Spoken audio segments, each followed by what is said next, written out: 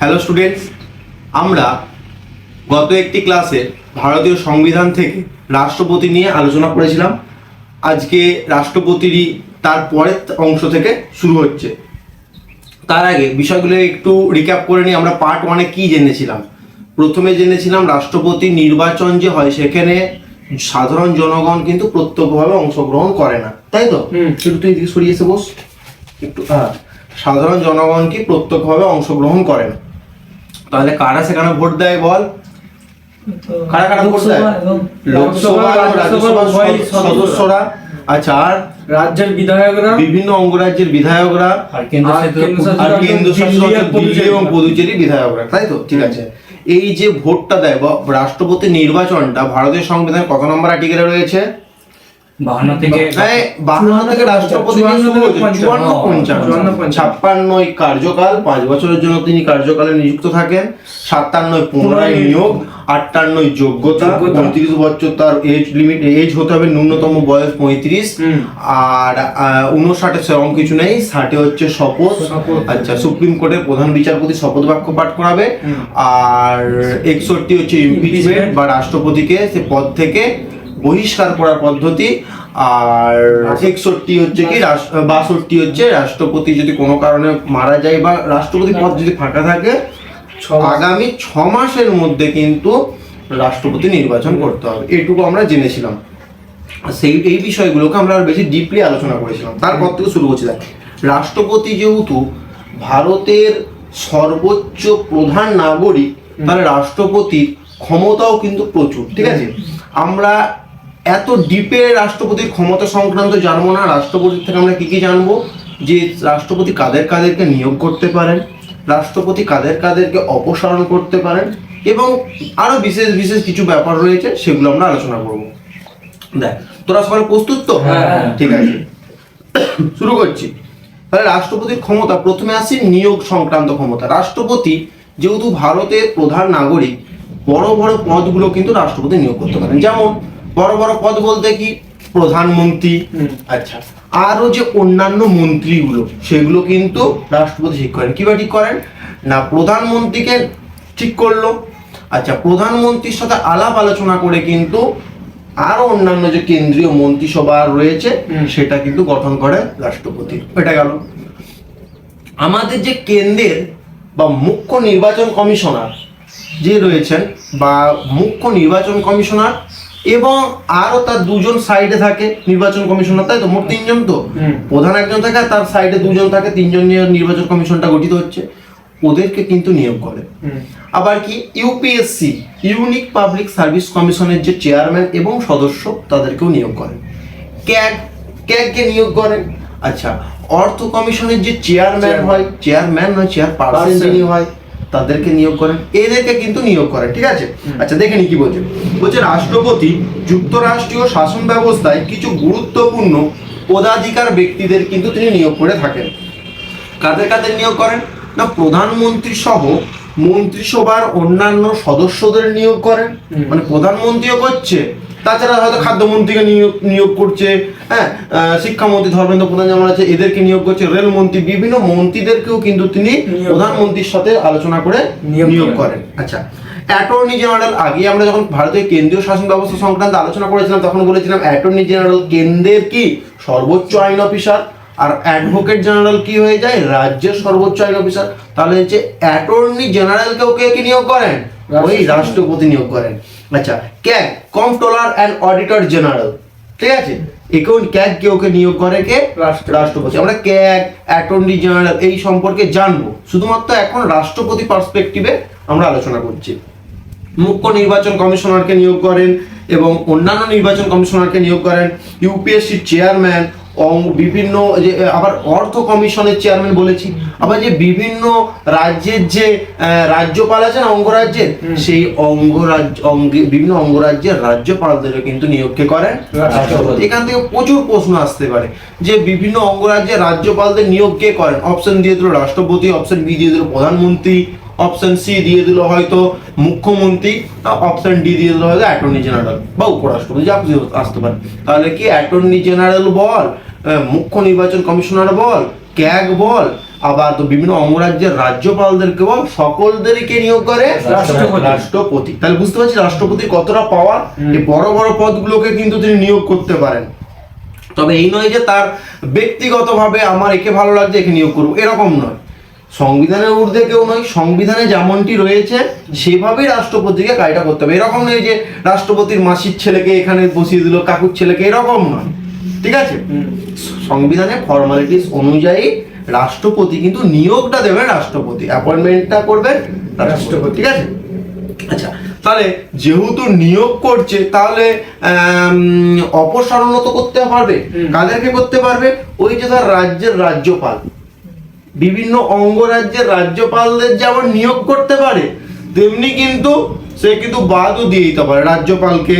আবার কি attorney general, যেগুলো বললাম অ্যাটর্নি জেনারেলকেও বাদ দিয়ে দিতে পারে, রাজ্যপালকে বাদ দিতে পারে। আচ্ছা, কেন্দ্রীয় ও রাজ্যের সার্ভিস কমিশনের চেয়ারম্যান, মানে ইউপিএসসি হোক বা এসপিএসসি হোক, ঠিক আছে, ইউপিএসসির যে চেয়ারম্যান তাকেও কিন্তু সে বহিষ্কার করে দিতে পারে। আমি আগেই বলেছি সংবিধানের উপরে কেউ নয়, রাষ্ট্রপতি যেমন নিজের ইচ্ছা মতো নিয়োগ করতে পারবে না তেমনি কিন্তু নিজের ইচ্ছা মতো সে কিন্তু অপসারণ করতে পারবে না। সেখানে কি সংসদের সুপারিশ লাগবে, ঠিক আছে, সেই সংসদের সুপারিশ ক্রমে কিন্তু করতে পারেন বিষয়টা। আচ্ছা, এদেরকে কিন্তু তিনি আর বিভিন্ন মন্ত্রী, কেন্দ্রীয় মন্ত্রীদেরকেও কিন্তু তিনি অপসারণ করতে পারেন। তাহলে এখান থেকে কি কি জানছি? কাদের কাদের নিয়োগ করতে পারেন? এক হচ্ছে বিভিন্ন অঙ্গরাজ্যের রাজ্যপালদের নিয়োগ করতে পারেন। আচ্ছা, প্রধানমন্ত্রীকে নিয়োগ করতে পারেন। প্রধানমন্ত্রী ছাড়াও আরও যে অন্যান্য কেন্দ্রীয় মন্ত্রী রয়েছে তাদেরকে নিয়োগ করতে পারেন। ইউপিএসসি চেয়ারম্যান এবং অন্যান্য সদস্যদের নিয়োগ করতে পারেন। অর্থ কমিশনের চেয়ারম্যানকে নিয়োগ করতে পারেন। আর কি অ্যাটর্নি জেনারেলকে নিয়োগ করতে পারেন। ক্যাগকে নিয়োগ করতে পারেন। হলো, এদেরকে কিন্তু রাষ্ট্রপতি নিয়োগ করতে পারেন। আর কাদেরকে অপসারণ করতে পারেন? অ্যাটর্নি জেনারেলকে, বিভিন্ন অঙ্গরাজ্যের রাজ্যপালকে, আর বিভিন্ন মন্ত্রীকে, তাই তো, ওদেরকে কিন্তু চাইলে কিন্তু অপসারণ করে দিতে পারে। এগুলো তাহলে নিয়োগ সংক্রান্ত সমস্যা, ক্ষমতা এবং অপসারণ সংক্রান্ত ক্ষমতাগুলো আলোচনা করলাম। আচ্ছা, সামরিক, আমাদের দেশের সর্বাধিনায়ক রাষ্ট্রপতি, তিনি জলবাহিনী, স্থলবাহিনী বা বিমান বাহিনী কিন্তু সর্বাধিনায়ক। তিনি চাইলে কোনো দেশের সাথে শান্তি বা যুদ্ধ কিন্তু স্থাপন করতে পারেন, যুদ্ধ বা শান্তি স্থাপন কিন্তু করতে পারেন, এই সমস্ত বিষয়গুলো। আচ্ছা, তাহলে দেশের প্রতিরক্ষা বাহিনীর সর্বোচ্চ স্থানে কে রয়েছেন? বল, রাষ্ট্রপতি। দেশের প্রতিরক্ষা বাহিনীর সর্বপ্রধান নায়ক হলেন রাষ্ট্রপতি। আচ্ছা, আইন সংক্রান্ত ক্ষমতা কি না, তিনি, আমরা পরবর্তীকালে যখন ভারতের পার্লামেন্ট বা কক্ষ নিয়ে আলোচনা করব দেখব বিভিন্ন কারণে কিন্তু রাজ্যসভাকে উচ্চকক্ষ বলা হয়, কারণ এর টাইম পিরিয়ড 6 বছর। রাজ্যসভাকে কিন্তু কেউ চাইলে ভেঙে দিতে পারে না, ঠিক আছে, কিন্তু রিটায়ারমেন্ট করে, এগুলো পরে জানবো। কিন্তু লোকসভাকে কিন্তু রাষ্ট্রপতি যদি চায়, লোকসভার কার্যকাল 5 বছর, কিন্তু যদি চায় রাষ্ট্রপতি 5 বছরের আগেই কিন্তু সে লোকসভাকে ভেঙে দিতে পারে, বুঝতে পারলি? তাহলে লোকসভার যে সময়কালটা রয়েছে বা টাইম পিরিয়ডটা বা টেনিওরটা রয়েছে সেটা কিন্তু নির্দিষ্ট সময়ের আগে ভেঙে দিতে কে পারে? রাষ্ট্রপতি ভেঙে দিতে পারেন। আচ্ছা, কোনো কারণে যদি যৌথ অধিবেশন হয়, অর্থাৎ লোকসভা এবং রাজ্যসভার একটা যৌথভাবে একটা মিটিং করবে বলে ঠিক করেছে, ওই অধিবেশনটার আহ্বান কিন্তু রাষ্ট্রপতি করবে। হয়তো কোনো একটা নিয়ে সমস্যা হচ্ছে, রাজ্যসভা লোকসভার মধ্যে বাকবিতণ্ডা চলছে, তখন কি না এই মতানৈক্য দুটোর মধ্যে রয়েছে, তখন রাষ্ট্রপতি বলবে ঠিক আছে তাহলে একসাথে আসো, রাজ্যসভার সদস্যরা লোকসভার সদস্যরা একসাথে মিটিং করো একটা, এই যে আসতে আহ্বান করবে এটা কিন্তু রাষ্ট্রপতি করবে। মারাত্মক ইম্পর্টেন্ট প্রশ্ন। তাহলে লোকসভা এবং রাজ্যসভার যে যৌথ অধিবেশন সে ডাকবে কে? মিটিংটা ডাকবে কে? রাষ্ট্রপতি। আহ্বান করবে রাষ্ট্রপতি, কিন্তু সেই সভাতে সভাপতি কে হবে? রাষ্ট্রপতি কিন্তু সভাপতি হবে না। লোকসভার অধ্যক্ষ বা স্পিকার যিনি থাকবেন তিনি কিন্তু এই দুটো সভা যখন যৌথ অধিবেশন হবে তখন কিন্তু সভাপতিত্ব করবে, বুঝতে পারলি? তাহলে লোকসভা এবং রাজ্যসভার যৌথ অধিবেশন আহ্বান করবে রাষ্ট্রপতি, কিন্তু সভাপতিত্ব করবে লোকসভার স্পিকার। আচ্ছা, প্রতিটি লোকসভা নির্বাচন হওয়ার পর যে একটা সভা হয় না, প্রতিটি লোকসভা অধিবেশন মানে ভোট হয়ে যাওয়ার পর যে অধিবেশনটা হয় সেই অধিবেশনে কিন্তু সর্বপ্রথম রাষ্ট্রপতি ভাষণ দেন, ঠিক আছে? তাহলে প্রতিটি লোকসভা নির্বাচনের পরে যে প্রথম যে অধিবেশনটা বা মিটিংটা হয় সেখানে সর্বপ্রথম ভাষণ কে দেন? রাষ্ট্রপতি। এবং সেখানে রাষ্ট্রপতি পোটেম স্পিকার বলে একজন আসবে, সব আসবে, যে পোটেম স্পিকার আছে, সবচেয়ে ওই সবাই যে বয়স্ক যে ব্যক্তি হবে তাকে পোটেম স্পিকার হিসাবে সে নিযুক্ত করবেন। পরের এগুলো, হ্যাঁ। আচ্ছা, আরেকটা কি, কোনো দেশে আইন প্রণয়ন করতে গেলে সর্বপ্রথম কারা করবে না সংসদ করবে। সংসদ থেকে কোনো একটা বিষয়ে নানা বিল আনতে পারে, সেটা বিলটা যতক্ষণ না রাষ্ট্রপতি সাইন করছে ততক্ষণ কিন্তু সেটা বিল মানে ওইটা সাদা কাগজ আকারেই পড়ে থাকবে, অর্থাৎ বিল বা আইন হবে না, আইনে পরিণত হবে না। বুঝতে পারলি? তাহলে কোনো কিছু আইনে পরিণত করতে গেলে কি রাষ্ট্রপতির সই কিন্তু অবশ্যই দরকার। ঠিক আছে, এই বর্তমান দিনে যে সমস্ত ধর আইনগুলো হচ্ছে সেই বিষয়গুলোতে যদি রাষ্ট্রপতি সেই বিলগুলো আগে সংসদ থেকে এসছে, যদি ওই বিষয়গুলোতে রাষ্ট্রপতি সিগনেচার না করতো ওটা আমাদের দেশে লাগু হতো না। রাষ্ট্রপতি যেই বিলটাতে সিগনেচার করে দিয়েছে আইন হয়ে গেছে, আইন হয়ে গেলে মানে কি গোটা ইন্ডিয়াতে কাজ করতেই হবে, কিছু করার নেই, আইন হয়ে গেছে। বুঝতে পারলি এই সমস্ত বিষয়গুলো? তাহলে কি কি জানতে পারলাম? যে লোকসভা ভোটের পর যে প্রথম অধিবেশন হয় সে অধিবেশনের সর্বপ্রথম কে সভাপতিত্ব করবে? রাষ্ট্রপতি। আচ্ছা, রাষ্ট্রপতি আরেকটা কি জানলাম, রাষ্ট্রপতি লোকসভার যে নির্দিষ্ট কার্যকাল রয়েছে তার আগে কিন্তু লোকসভাকে ভেঙে দিতে পারে। আরেকটা কি জানলাম, যে রাষ্ট্রপতি যুগ্ম অধিবেশন বা যৌথ অধিবেশনের আহ্বান দেয়, অর্থাৎ লোকসভা এবং রাজ্যসভার যৌথ অধিবেশনের আহ্বান দেবেন। আচ্ছা, আরেকটা কি, রাষ্ট্রপতি কোনো বিল সাইন না করলে সেটা কিন্তু আইনে পরিণত হবে না, অর্থাৎ সেটা সাদা কাগজই থাকবে। এতটুকু বুঝতে পারলি তো?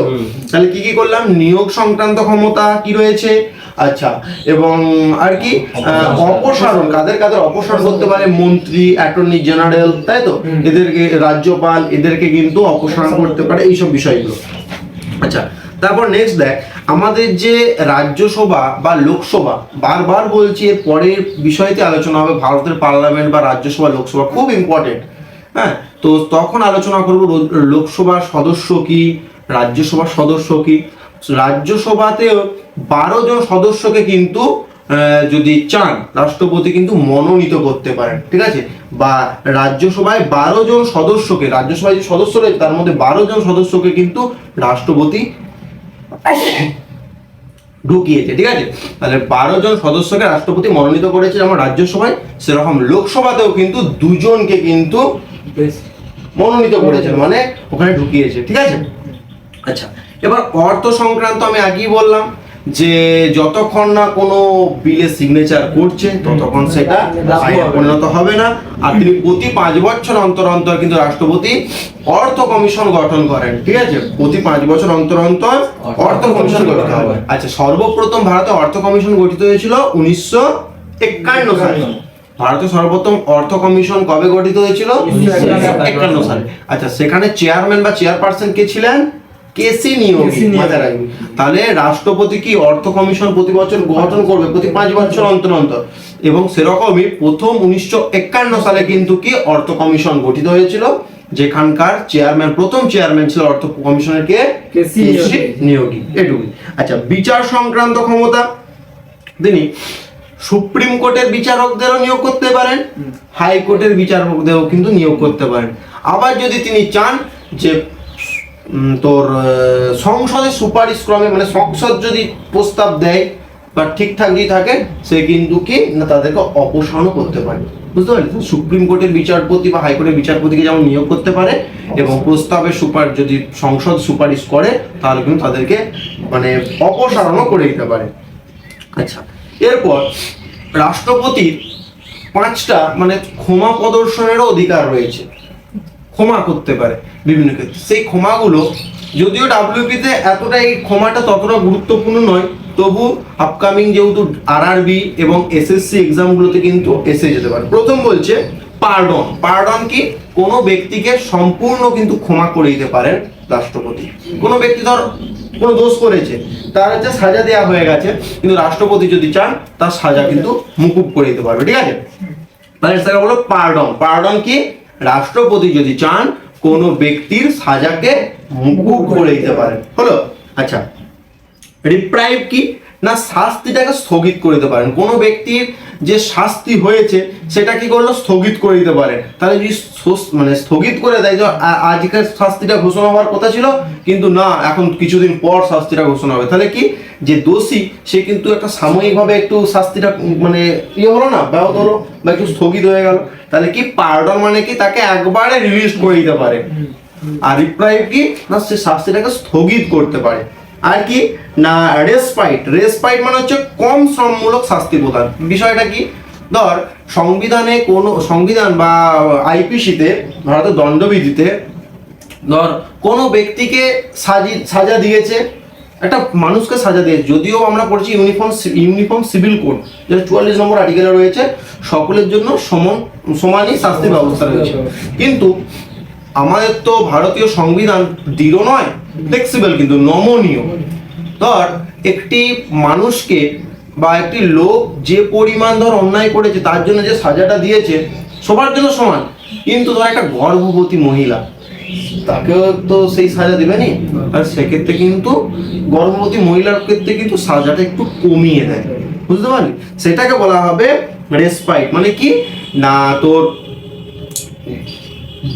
বিশেষ ক্ষেত্রে কিন্তু এই ক্ষমতাটা কিন্তু রাষ্ট্রপতি রয়েছে, অর্থাৎ কি রেসপাইট করার ক্ষমতা রাষ্ট্রপতির রয়েছে। মানে এটা কি না, বিশেষ ক্ষেত্রে ক্ষমতাটাকে মানে তোর শাস্তিটাকে কিন্তু কম করে দিতে পারে, বুঝতে পারলি? যেমন বললাম যে একটা গর্ভবতী মহিলার ক্ষেত্রে সাজাটা একটু কম হতে পারে। আচ্ছা, রেসপাইট হলো। আচ্ছা, রেমিশনটা কি? রেমিশন হচ্ছে প্রকৃতি এক, মানে খুব কঠিন শাস্তি দিয়ে দিয়েছে, কঠিন শাস্তিটা কঠিনই থাকবে, কিন্তু যেটা তো 10 বছরে ছিল সেটা হচ্ছে তো 5 বছর করে দিতে পারবে রাষ্ট্রপতি, বুঝতে পারলি? তাহলে রেমিশনটা কি, কঠিনটা প্রকৃতিটা একই থাকবে, মানে শাস্তিটা কেমন প্রকৃতি সেরকমই থাকবে, কিন্তু শুধুমাত্র তার সময়টাকে কমিয়ে দিতে পারবে।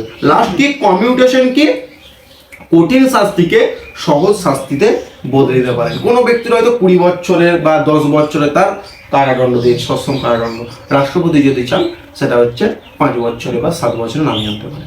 ঠিক আছে, তাহলে এখান থেকে কি পারলাম? রাষ্ট্রপতির যে ক্ষমা প্রদর্শন ক্ষমতা, পার্ডন, কোনো ব্যক্তিকে একবারে বেকাসুর খালাস করে দিতে পারে, পার্ডন। আচ্ছা, রিপ্রাইভ কি, শাস্তিটাকে স্থগিত রাখতে পারে, কিছুদিনের জন্য স্থগিত রাখতে পারে, সেটা হচ্ছে রিপ্রাইভ। আচ্ছা, রেসপাইট কি, ওই যে গর্ভবতী মহিলার বিষয়টা বলেছিলাম, বিশেষ ক্ষেত্রে কিন্তু হ্যাঁ, বিশেষ ক্ষেত্রে কিন্তু শাস্তিটাকে কমাতে দিতে পারে। বাচ্চাদের ক্ষেত্রে যারা শিশু বাচ্চা, অবশ্যই বিভিন্ন, আমি তোকে গর্ভবতী বললাম মানে কি শুধু গর্ভবতী কেন নয়, সেটা রাষ্ট্রপতির উপর ডিপেন্ড করবে যে এই ক্ষেত্রে, বা রাষ্ট্রপতি ও সংবিধানের উপর ডিপেন্ড করবে যে এই ক্ষেত্রে কি শাস্তিটা কমানো যেতে পারে কিনা। এই নয় যে সবারই শাস্তি কমিয়ে দেবে, বিশেষ ক্ষেত্রে।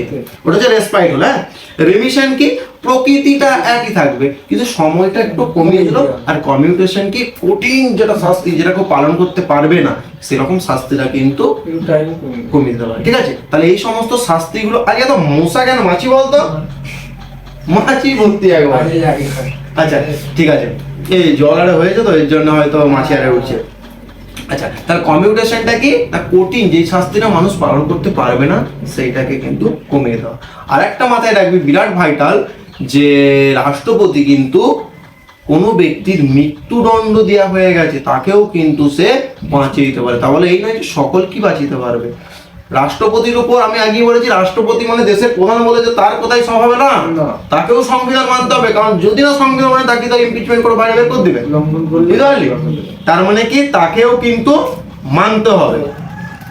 তো সেরকম যদি ধর রাষ্ট্রপতির কাছে সেরকম প্রমাণাদি থাকে যে না ও হয়তো দোষী নয়, কিন্তু হয়তো ইন কেস হয়তো দোষী সাব্যস্ত হয়েছে, তখন কিন্তু আবার আর্গুমেন্ট করে হ্যাঁ বা যুক্তি দেখিয়ে তাকে কিন্তু মৃত্যুদণ্ড ব্যক্তিটা যাকে দেওয়া হয়েছে শাস্তিটা, তার সেখান থেকে তাকে বের করা হবে। কত নম্বর আর্টিকেলে? 72 নম্বর আর্টিকেলে। তাহলে 72 নম্বর ধারা বলে রাষ্ট্রপতি মৃত্যুদণ্ডে দণ্ডিত কোনো ব্যক্তিকেও কিন্তু সাজা মুকুব করে দিতে পারে। হলো এগুলো তাহলে কি না, বিচার সংক্রান্ত ক্ষমতা, বুঝতে পারলি সকলে? নিয়োগ সংক্রান্ত ক্ষমতা আছে, তারপরে হচ্ছে অপসারণ সংক্রান্ত ক্ষমতা রয়েছে, এবং অধিবেশনের বিষয়গুলো বলেছিলাম ক্ষমতা রয়েছে, আর বিচার সংক্রান্ত ক্ষমতা, অর্থ সংক্রান্ত ক্ষমতা। আচ্ছা, এবার জরুরি অবস্থা সংক্রান্ত ক্ষমতা। আমরা 3 ধরনের জরুরি অবস্থার কথা বইতে পড়েছি। কি কি? একটা হচ্ছে জাতীয় জরুরি অবস্থা, একটা রাজ্যের জরুরি অবস্থা, আর একটা হচ্ছে অর্থনৈতিক জরুরি অবস্থা, তাই তো? একটা হচ্ছে আর্থিক জরুরি অবস্থা বা অর্থনৈতিক জরুরি অবস্থা। আচ্ছা, তাহলে জাতীয় মানে কি? ভারতের হবে, রাজ্যের মানে পার্টিকুলার একটা রাজ্যের হবে। তাহলে ভারতে, গোটা ভারতে যখন অস্থির পরিস্থিতি সৃষ্টি হয়েছে, কন্ট্রোল করা যাচ্ছে না, তখন কিন্তু রাষ্ট্রপতির শাসন স্টার্ট হয়ে যাবে। আচ্ছা, মেইনলি ওগুলো কখন হবে বলতো? পুরো ভারতের কেস বলছে তো, নিশ্চয়ই যখন কোনো আন্দোলন ফান্দোলন হবে বা দেশের সাথে যুদ্ধ হবে তখন। তাহলে এই যে জাতীয় জরুরি অবস্থাটা বা পুরো কেন্দ্রের জরুরি অবস্থা, যুদ্ধ যখন হবে সেই টাইমে মেনলি হয়ে থাকে। মানে আলটিমেটলি গোটা ভারত যখন উত্তাল হয়ে যাবে, দেশ যখন উত্তাল হয়ে যাবে, কেউ কাউকে মানবে না, সশস্ত্র সব মানুষ হয়ে যাবে, তখন কিন্তু দেশের তথা জাতীয় জরুরি অবস্থা ঘোষণা হবে। আর রাজ্যের কি, যখন কোন একটা পার্টিকুলার রাজ্য হবে, পশ্চিমবঙ্গ হচ্ছে, তখন পশ্চিমবঙ্গ রাজ্যের রাষ্ট্রপতি শাসন হয়ে যাবে। আর আর্থিক হচ্ছে অর্থনৈতিক বিষয়। আচ্ছা, এই তিনটে পার্ট কিন্তু বিরাট প্রশ্ন আছে, কত নম্বর আর্টিকেল মাথায় রাখবি? 352, 4 যোগ করে দিবি, 4 যোগ করলে কত? 352 সাথে 4 যোগ করলে 56, 56 সাথে 4 যোগ করলে কত? 360। তাহলে 352, 356, 360। 352 জাতীয়, 356 রাজ্য, 360 হচ্ছে আর্থিক বা অর্থনৈতিক। আচ্ছা, এখনো পর্যন্ত জাতীয় অবস্থা 3 বার ঘোষণা করা হয়েছে। একটা 1962 সালে, যেটা কি ভারত চীন যুদ্ধ। 1962 ভারত চীন যুদ্ধ, 1971 কি ভারত পাকিস্তান যুদ্ধ, আর 1975 কি অভ্যন্তরীণ গোলযোগ। মানে যুদ্ধ এরকম হবে না, আমি বললাম যদি কেউ কাউকে না মানে, বুঝতে পারছো, রাজ্যে রাজ্যে বিরাট সংঘাত হচ্ছে, 5-6টা রাজ্য একসাথে সময়, 5-6 অহিংসবাদী হয়, হিংসাবাদী। অহিংস মানে তো নন ভায়োলেন্স, হবে, বুঝতে পারলি? তাহলে আলটিমেটলি 3 বার জাতীয় জরুরি অবস্থা ঘোষণা হয়েছে, অর্থাৎ পুরো কেন্দ্র জুড়ে যখন রাষ্ট্রপতি শাসন চলবে সেটাকে জাতীয় জরুরি অবস্থা বলা হবে। 352 নম্বর আর্টিকেলে রয়েছে। এখনো পর্যন্ত 3 বার হয়েছে। 1962 ভারত চীন যুদ্ধ, 1971 ভারত পাকিস্তান যুদ্ধ, আর 1975 সালে কি না একটা অভ্যন্তরীণ গোলযোগ বা অভ্যন্তরীণ ঝামেলার জন্য এটা হয়েছিল। আচ্ছা, রাজ্যের জরুরি অবস্থা 356। আমরা শুনেছি বিভিন্ন রাজ্যে কি রাষ্ট্রপতি শাসন জারি হয়ে গেছে, বলে না এরকম। আর একটা কি আর্থিক জরুরি অবস্থা, মানে টাকা পয়সা লেনদেনের নিয়ে এখনো কিন্তু একবারও আর্থিক জরুরি অবস্থা ঘোষণা হয়নি। তাহলে জাতীয় জরুরি অবস্থা কতবার ঘোষণা হয়েছে? 3 বার। আর আর্থিক জরুরি অবস্থা একবারও নয়, তাই তো? তাহলে 356, 352, 356, 360 জরুরি অবস্থা থেকে আর একটা জরুরি অবস্থা কোথা থেকে নেওয়া হয়েছে? ভারতের সংবিধান হচ্ছে বৃহত্তর সংবিধান, বিভিন্ন দেশ থেকে বিভিন্ন রকম নেওয়া হয়েছে। এই জরুরি অবস্থা কনসেপ্টটা কিন্তু জার্মানি থেকে নেওয়া হয়েছে। ঠিক আছে, কিভাবে মনে রাখবি? জরুরি বর্গীয় জ আর জার্মানি বর্গীয় জ। তাহলে জরুরি অবস্থা কোন দেশ থেকে নেওয়া হয়েছে? জার্মানি থেকে নেওয়া হয়েছে, হলো। আরেকটা ভারতের একটা ভারতের সংবিধানে রাষ্ট্রপতির একটা গুরুত্বপূর্ণ ক্ষমতার কথা বলা হয়েছে, সেটা হচ্ছে ভিটো ক্ষমতা। ভিটো ক্ষমতা কি না, আমি আগেই বললাম যে সংসদ থেকে যে বিলগুলি পাঠাচ্ছে, সে বিলগুলি যতক্ষণ না রাষ্ট্রপতি সিগনেচার করছে ততক্ষণ সেগুলো আইনে পরিণত হবে না, তাই তো? রাষ্ট্রপতির কাছে বিলটা পাঠাচ্ছে মানে কি, রাষ্ট্রপতি তো শুধু সিগনেচার করার জন্য বসে নেই, রাষ্ট্রপতিরও নিজস্ব একটা মতামত আছে, আমি এই বিলটায় সিগনেচার করব না, হতেই পারে, তাই তো? এরকম হাজারো রয়েছে প্রস্তাব এসছে, রাষ্ট্রপতি সিগনেচার করেনি, এরকম হতেই পারে। তাহলে কি না, রাষ্ট্রপতির কাছে যে বিলটা আসছে যদি সেই বিলেতে রাষ্ট্রপতি সিগনেচার না করে, এই যে ক্ষমতাটা না করারও যে ক্ষমতা, এই ক্ষমতাটাকে বলা ভিটো ক্ষমতা বা ভিটো। তাহলে ভিটো কি, রাষ্ট্রপতির সংসদ প্রেরিত বিলেতে সিগনেচার করার যে অসম্মতি বা সম্মতি দান না করা, এইটাকে বলা হবে ভিটো। ঠিক আছে, তাহলে এই ভিটোটা 3 ধরনের। একটা হচ্ছে কি পূর্ণাঙ্গ ভিটো, আগে বলে দিই স্টাইলগুলো, তারপর আমি ব্যাখ্যা করে দিচ্ছি কোনটাকে কখন কি বলা হবে। পূর্ণাঙ্গ ভিটো, 2 বলা হচ্ছে স্থগিতকারী ভিটো, আর একটা হচ্ছে পকেট ভিটো। কি কি? পূর্ণাঙ্গ বা অ্যাবসলিউট, স্থগিতকারী বা সাসপেন্সিভ, আর একটা আছে তোর পকেট ভিটো বা পকেট ভিটো, ইংলিশেও পকেট ভিটো টার্ম বলে। আচ্ছা, ধর আমি একজন রাষ্ট্রপতি, সাহেব আমার কাছে, সাহেব আর হাসি ওরা ধর লোকসভার সদস্যগুলো সব হেড আর এরকম, ওরা দুজন মিলে একটা বিল আমার কাছে পাঠিয়েছে, একসাথে জয়েন্ট হয়ে আমার কাছে বিলটি পাঠিয়েছে আমার কাছে সিগনেচার করার জন্য। আমি বলছি না, আমি সিগনেচার করব না, তাই তো? এই যে আমি ডিরেক্ট বলে দিচ্ছি সিগনেচার আমি এই বিলটা করবো না, এই বিলটা ঠিকঠাক নয়, এই স্টাইলটাকে বলা হবে পূর্ণাঙ্গ ভিটো। আমি একবার ডিরেক্ট বলে দিচ্ছি না আমি সিগনেচার করবো না, বুঝতে পারলি? এটা পূর্ণাঙ্গ ভিটো। এরকম হতে পারে যে তাহলে ভিটো মানে কি সবসময় যে ডিরেক্ট বলে দিবে যে আমি সিগনেচার করবো না এরকম নয়।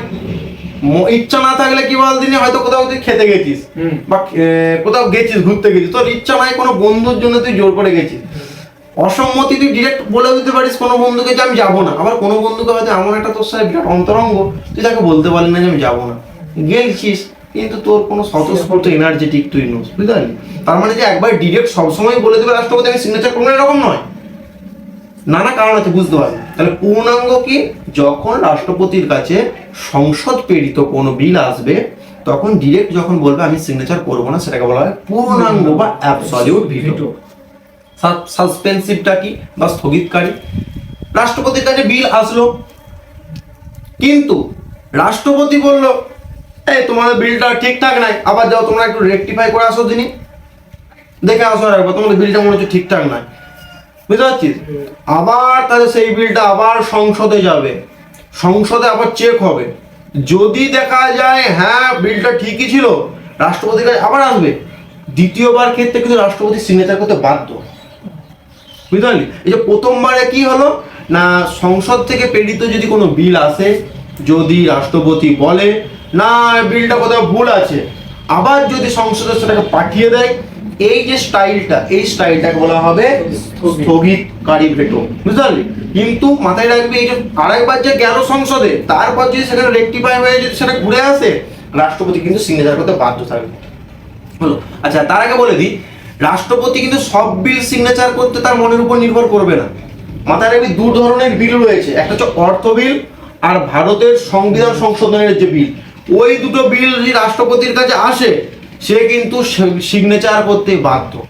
তাই এটা প্রশ্ন আসতে পারে, ভারতের কোন বিল রাষ্ট্রপতি, ভারতের কোন বিলের ওপর রাষ্ট্রপতির ভিটো ক্ষমতা প্রয়োগ করা যায় না? কি হবে? অর্থ বিল, অর্থ বিল আনসার হবে, সংবিধান সংশোধন যদি থাকে সেটা আনসার হবে, বুঝতে পারলি? তাহলে দুটো বিল কিন্তু সবার থেকে আলাদা, অর্থ বিল আর সংবিধান সংশোধন বিল যদি রাষ্ট্রপতির কাছে আসে, সংসদ থেকে পাঠায়, সিগনেচার করতে বাধ্য, ঠিক আছে? আর বাকি বিলগুলো কি, সেগুলো নিয়ে আলোচনা হচ্ছে, ডিরেক্টলি বলে দেবে না আমি করবো না, আবার কোনো বিল বলবে এই তোমাদের বিলটা মনে হচ্ছে ভুল আছে, যাও আরেকবার সংসদে গিয়ে যাও আরেকবার তোমার দেখে আসো দিন ভুল আছে নাকি। কিন্তু তখন যদি আমার কাছে আসে রাষ্ট্রপতির কাছে, সেইটা কিন্তু সে সিগনেচার করতে বাধ্য থাকবে একবার। তাহলে দুটো হয়ে গেল, পূর্ণাঙ্গ বা পূর্ণাঙ্গ ভেটো বা অ্যাবসলিউট ভেটো, সাসপেন্সিভ বা স্থগিত। আর একটা পকেট। পকেট মানে কি, বিলটা এলো, ঠিক আছে বিলটা জমা দাও, আমি এখন পরে কাজ করব, পকেটে ঢুকিয়ে রেখে দিলাম, তাই পকেট ভেটো। মানে কি, বিলটা আসলো, বিলটা কোনো কাজই করলো না, আমি পরে সিগনেচার করবো বলে রেখে দিল, বুঝতে পারলি? মানে এরকম বিলটা আটকে রেখে দাও, এটা বলছে পকেট ভেটো, বুঝতে পারলি? তার ভিডিওটা কি, সে ডিরেক্ট বলে দিতে পারে করবো না, সে বলতে আবার যা দিন ঘুরাই দিন আর একবার বলতে পারে, আবার হতে পারে ঠিক আছে তোমরা বিলটা দিয়ে এসছো, ঠিক আছে আমি সিগনেচার করবো, আমি সন্ধ্যায় করে দেবো, কাল সকালে করবো, এমনি করে করে করে বছরের পর বছর আটকে রেখে দেবে, সেটা হচ্ছে পকেটে ঢুকিয়ে রেখে দেয়, তাই পকেট ভিটো। তাহলে ভারতের রাষ্ট্রপতি কয় ধরনের ভিটোর অধিকারী? পকেট ভিটো, স্থগিতকারী ভিটো আর পূর্ণাঙ্গ ভিটো। আচ্ছা, এখানে এইটুকুই আলোচনা হচ্ছে, আর কিছু কিছু এখান থেকে শর্ট প্রশ্নগুলো করে দিচ্ছি। দেখ, ভারতের প্রথম রাষ্ট্রপতির নাম ডক্টর রাজেন্দ্র প্রসাদ। আচ্ছা, 1952 সালে কিন্তু সর্বপ্রথম রাষ্ট্রপতি ভোট কিন্তু হয়েছিল, আমরা আগের ক্লাসে জেনেছি। আচ্ছা, তাহলে প্রথম রাষ্ট্রপতিকে রাজেন্দ্র প্রসাদ, আর রাজেন্দ্র প্রসাদই কিন্তু সবচেয়ে বেশি সময় কিন্তু রাষ্ট্রপতির পদ ছিলেন। তাহলে প্রশ্ন আসতে পারে, সবচেয়ে বেশি সময় ধরে বা দীর্ঘকালীন মেয়াদী রাষ্ট্রপতির নাম কি? ডক্টর রাজেন্দ্র প্রসাদ হলো। আচ্ছা, যদি বলা হয় আচ্ছা প্রথম ভারতের মুসলিম রাষ্ট্রপতির নাম কি? 3 নম্বরে ছিল জাকির হোসেন, তাই তো? তিনি তার কার্যকালে থাকাকালীন অবস্থায় তিনি মারা গিয়েছিলেন। আচ্ছা, তাহলে যদি সেই সময় মারা যায় তাহলে রাষ্ট্রপতির দায়িত্বটা নিশ্চয়ই কে পালন করবে? উপরাষ্ট্রপতি, বুঝতে পারলি? উপরাষ্ট্রপতি পালন করবে, আগেই পড়েছি আমরা। আচ্ছা, তারপর তাহলে কি কি বললাম? মুসলিম করলাম। একটা শিখ, ভারতে প্রথম শিখ রাষ্ট্রপতি জ্ঞানী জৈল সিং। জ্ঞানী জৈল সিং ভারতের প্রথম শিখ রাষ্ট্রপতি। তাহলে মুসলিম করলাম, শিখ করলাম, তাহলে আমরা কি বাঙালিরা কি পিছিয়ে না? তাই তো, বাঙালি সব জায়গাতে আছে, তাহলে ভারতের প্রথম বাঙালি রাষ্ট্রপতি হচ্ছে প্রণব মুখার্জি, তাই তো? তাহলে ভারতের প্রথম বাঙালি রাষ্ট্রপতি হচ্ছে প্রণব মুখার্জি। মুখার্জি বা মুখোপাধ্যায়। মুখার্জি থেকে মুখোপাধ্যায় এগুলো আছে বিষয়গুলো, বামহন্দে এগুলো খুব চলে। আচ্ছা, তাহলে এবার মেয়েরাও কি পিছিয়ে থাকবে? না না, সর্বপ্রথম ভারতের মহিলা রাষ্ট্রপতির নাম কি? প্রতিভা পাটিল সিং। প্রতিভা দেবী সিং পাতিল। ও, দেবী প্রতিভা পাতিল এক কথায়, ঠিক আছে? আচ্ছা, তিনি কিন্তু 12তম রাষ্ট্রপতি ছিলেন, 12তম। ভারতের 12তম রাষ্ট্রপতি ছিলেন। আর আমাদের এখনকার রাষ্ট্রপতি রয়েছে দ্রৌপদী মুর্মু। দ্রৌপদী মুর্মু মহাশয়, তাই তো? তিনি কিন্তু 15 নম্বরের রাষ্ট্রপতি এবং কি ভারতের প্রথম আদিবাসী মহিলা রাষ্ট্রপতি, তাই তো? ভারতের প্রথম আদিবাসী মহিলা রাষ্ট্রপতি বললে দ্রৌপদী মুর্মু। আর যদি বলে ভারতের প্রথম দ্বিতীয় মহিলা রাষ্ট্রপতি তখন কিন্তু দ্রৌপদী মুর্মু। প্রথম বললে প্রতিভা দেবী সিং পাতিল। আচ্ছা, আর এই যে আমরা দেখেছি যে ভোট হয় রাষ্ট্রপতির, তাই তো? তাহলে বিনা প্রতিদ্বন্দ্বিতায় জয়লাভ করেছিল কিন্তু নীলম সঞ্জীব রেড্ডি। মাথায় রাখবেন, নীলম সঞ্জীব রেড্ডির রাষ্ট্রপতি ছিলেন, যিনি বিনা প্রতিদ্বন্দ্বিতায় রাষ্ট্রপতি হয়েছিল, তার অপোনেন্ট কেউ থাকেনি। আচ্ছা, এখান তো গেল। আচ্ছা, তাহলে এগুলো বলে দিই যে 12তমতে ছিল প্রতিভা দেবী সিং পাতিল। আমরা শেষের গুলো করবো, বেশি করার দরকার নেই, ঠিক আছে? আরেকটা রাষ্ট্রপতি, এরকম প্রশ্ন আসবে, ভারতের এমন একজন রাষ্ট্রপতির নাম বলো যে আগে উপরাষ্ট্রপতি ছিল। ডক্টর সর্বপল্লী রাধাকৃষ্ণন। সর্বপল্লী রাধাকৃষ্ণন কিন্তু পরের বছরে কিন্তু, যেমন পশ্চিমবঙ্গের আগের গভর্নর কে ছিল জগদীপ ধনখড়, এখন উপরাষ্ট্রপতি হয়ে গেছে, তাই তো? ঠিক সেরকমই আমাদের ডক্টর সর্বপল্লী রাধাকৃষ্ণন উপরাষ্ট্রপতি ছিল এবং তিনি উপরাষ্ট্রপতি থেকে পরবর্তীতে রাষ্ট্রপতি পদ কিন্তু অলঙ্কৃত করেছিলেন, ঠিক আছে? তাহলে প্রথম দিক থেকে 3 জনের করব। রাষ্ট্রপতি প্রথম কে ছিল? ডক্টর রাজেন্দ্র প্রসাদ। দ্বিতীয় সর্বপল্লী রাধাকৃষ্ণন। তৃতীয় জাকির হোসেন। আর এগুলো কিছু করবো না, আমরা এদিকে 12 থেকে স্টার্ট করব। 12 থেকে প্রতিভা দেবী সিং পাতিল বা প্রতিভা পাতিল। 13তে হচ্ছে প্রণব মুখার্জি। প্রণব মুখার্জি। আচ্ছা, 14তে রামনাথ কোবিন্দ। 15তে দ্রৌপদী মুর্মু। তাহলে আমাদের এখন দ্রৌপদী মুর্মু ভারতের কততম রাষ্ট্রপতি? 15তম রাষ্ট্রপতি। 2022 সালের নিয়োগে। হ্যাঁ, আচ্ছা, বাহ। তাহলে আজকে রাষ্ট্রপতি এখানেই শেষ করছি। যদি আরো কোনো রাষ্ট্রপতি সংক্রান্ত তোমাদের জিজ্ঞাসা থাকে, তোমরা অবশ্যই কমেন্ট সেকশনে পিন করবে। আমি কমেন্টে বা পরবর্তী তোমাদের যে কোয়ারিজগুলো রয়েছে সেই কোয়ারিজের উপর হয়তো আর একটা ভিডিও নিয়ে চলে আসবো। তো এখানেই শেষ করছি। যদি ক্লাসটা ভালো থাকে, লাইক, কমেন্ট, শেয়ার এবং সাবস্ক্রাইব করতে একদম ভুলো না। আজ ক্লাস এখানেই শেষ করছি। দেখা হচ্ছে নতুন কোনো ভিডিওতে।